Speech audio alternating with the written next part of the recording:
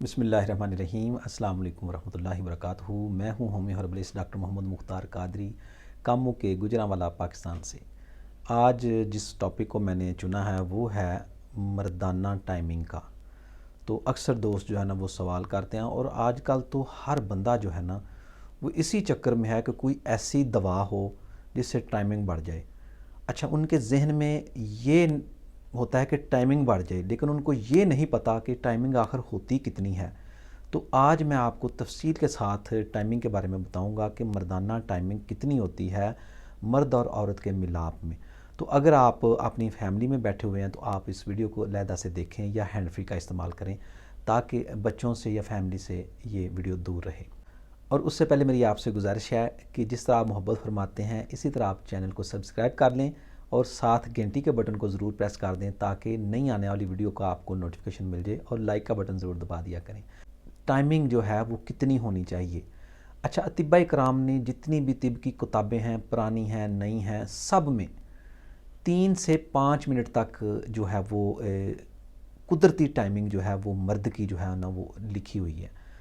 وہ زیادہ ہو سکتی ہے، زیادہ سے زیادہ 7 منٹ تک یا 10 منٹ تک لگا لیں، لیکن صابر ملتانی رحمۃ اللہ علیہ نے لکھا ہے کہ 7 منٹ سے یا زیادہ جو ہے ایک گھنٹہ جو ٹائمنگ ہے یا آدھا گھنٹہ جو ٹائمنگ ہے، یہ نقصان دہ ہے، یہ مرض ہے، بیماری ہے، یہ انسان کی فطرت کے مطابق نہیں ہے، انسانی جسم کی فطرت کے مطابق نہیں ہے، فطرت نہیں ہے۔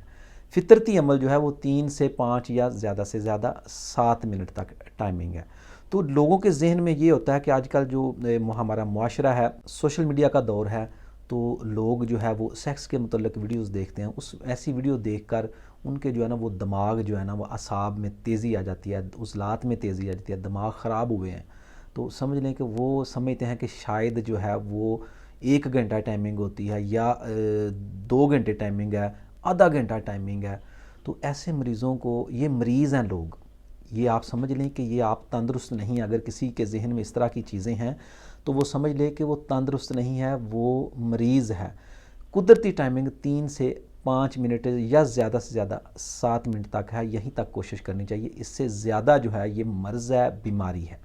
تو ایسے حضرات جن کی ٹائمنگ جو ہے وہ 1 منٹ سے بھی کم ہے، یا بیوی کے پاس جاتے ہی خارج ہو جاتے ہیں، فارغ ہو جاتے ہیں، تو ایسے مریضوں کو جو ہے نا وہ اپنا علاج کرنا چاہیے۔ جن کی ٹائمنگ 3 سے 5 منٹ کے درمیان ہے ان کی ٹائمنگ بہترین ہے۔ ہاں، ایسے مریض جو مختلف قسم کی ادویات کھا کے، نشہ آور چیزیں استعمال کر کے جو ٹائمنگ کو بڑھاتے ہیں، وہ بھی مریض ہیں، وہ بھی اپنا علاج کریں اور قدرتی ٹائمنگ پر آئیں، تاکہ اپنی باڈی کو جو ہے، آپ کے جسم کو کوئی نقصان نہ ہو۔ اس طرح کی چیزیں کھانے سے، پھر جو ہے نا ٹائمنگ والی چیزیں کھانے سے آپ یقین کریں کڈنیز فیلر کے جو کیس ہیں بہت زیادہ آ رہے ہیں۔ کبھی چند دن پہلے میرے پاس ایک پیشنٹ آیا ہے، تو اس کی میں نے جب نبض دیکھی تو اس کو شدید عضلاتی غدی نبض تھی۔ تو اس کو مسئلہ کیا تھا؟ مسئلہ اس کو یہ پیدا ہو گیا کہ اس کو پیشاب کے ساتھ، یورین کے ساتھ جو ہے نا وہ بلڈ آ رہا ہے۔ تو میں نے جب اس کی تشخیص مکمل کی تو میں نے پوچھا کہ آپ کیا کوئی نشہ کرتے ہیں؟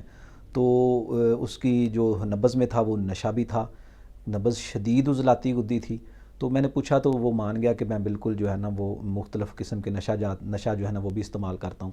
تو میں نے مجھ سے یہ بھی پوچھا کہ پھر اب یہ آپ کو پرابلم کیا پیدا ہوئی، کیا مسئلہ بنا آپ کو، کیا آپ نے کھایا جو اتنی شدید نبض ہے؟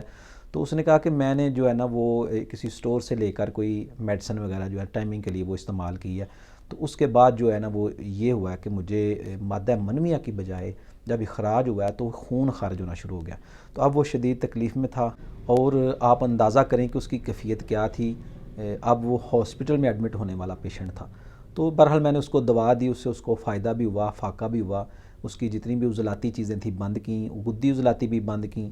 ایسے مریض کو جو عضلاتی غدی پیشنٹ ہو، شدید بلڈ آ رہا ہو، اس کو فوری طور پر جو ہے نا وہ نمبر 5 اور 6 والی غذا استعمال کرائیں، اور نمبر 6 یعنی اعصابی غدی جو ہے نا وہ دوا دیں۔ کوئی بھی اعصابی غدی ملین دے دیں، اعصابی غدی محرک دے دیں، شدید دے دیں، اس کی کنڈیشن کے مطابق اس کو دوا دے دیں، ساتھ تھوڑی سی 6 تریاک ملا کر دے دیں۔ تو ایسے مریض کا فوری جو ہے نا وہ خون آنا جو ہے نا وہ بند ہو جاتا ہے، اور اس کی درد اور سوزش جو ہے نا وہ بھی کم ہو جاتی ہے، اور مریض ٹھیک ہو جاتا ہے۔ تو میرا بات کرنے کا مقصد یہ ہے کہ قدرتی جو عمل ہے، قدرتی فطرتی عمل جو ہے اسی پر رہنا چاہیے، زیادہ کی کوشش نہیں کرنی چاہیے۔ ورنہ بے تحاشا جو ہے نا امراض جو ہیں، زہریلے امراض، دماغی امراض لگ جاتے ہیں. بے شمار پیشنٹ ایسے ہیں جو اس طرح کے چکروں میں پڑے ہوتے ہیں اور پھر بعد میں جو ہے نا ان کا علاج مشکل ہو جاتا ہے. تو اس طرح میری آپ سے گزارش ہے کہ اس طرح کے جو ہے نا وہ ادویات سے پرہیز کریں، اس طرح کے کاموں سے پرہیز کریں تاکہ آپ اپنی صحت کو قائم رکھیں. تو یہ تھی آج کی ویڈیو، امید ہے آپ کو پسند آئی ہوگی. پسند آئے تو لائک ضرور کریں اور دعاؤں میں یاد رکھیں. انشاءاللہ ملتے ہیں کسی نئی ویڈیو میں نئے ٹاپک کے ساتھ. اجازت دیجیے. السلام علیکم ورحمۃ اللہ وبرکاتہ.